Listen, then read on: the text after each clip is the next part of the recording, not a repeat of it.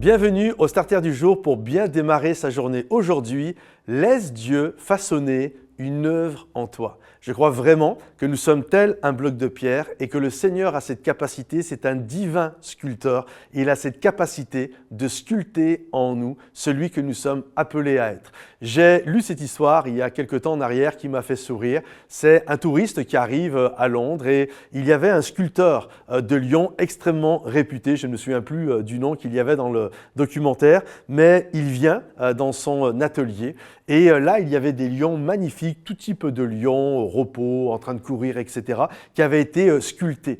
Et le sculpteur était sur le point de commencer une autre œuvre. Il y avait un gros bloc là de pierre, de marbre, je ne sais pas ce que c'était exactement, et il allait commencer à sculpter. Et lorsque le touriste, il y avait plein de touristes qui étaient là, et il y a un touriste qui lui pose cette question: est-ce que c'est difficile de sculpter un lion dans ce bloc de pierre là qui pour l'instant c'est juste un bloc de pierre?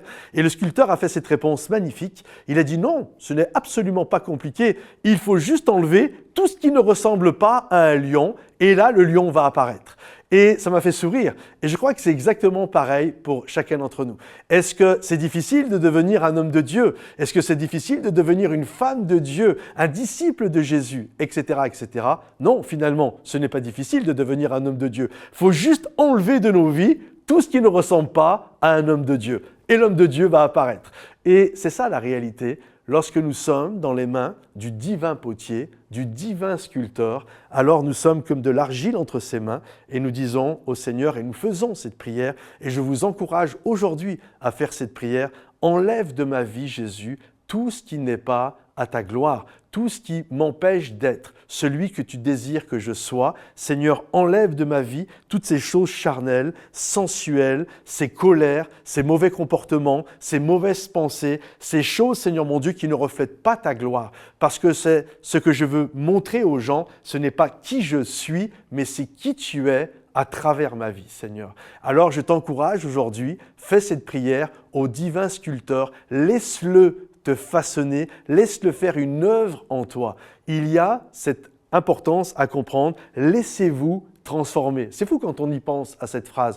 C'est un verset de la parole de Dieu. Laissez-vous transformer. C'est-à-dire que tu ne peux pas te transformer toi-même, mais il y a quand même quelque chose que tu dois faire, c'est te laisser faire. Laissez-vous transformer. Il y a quelque chose d'indirect, c'est pas toi, mais c'est toi qui acceptes, mais c'est Jésus qui le fait.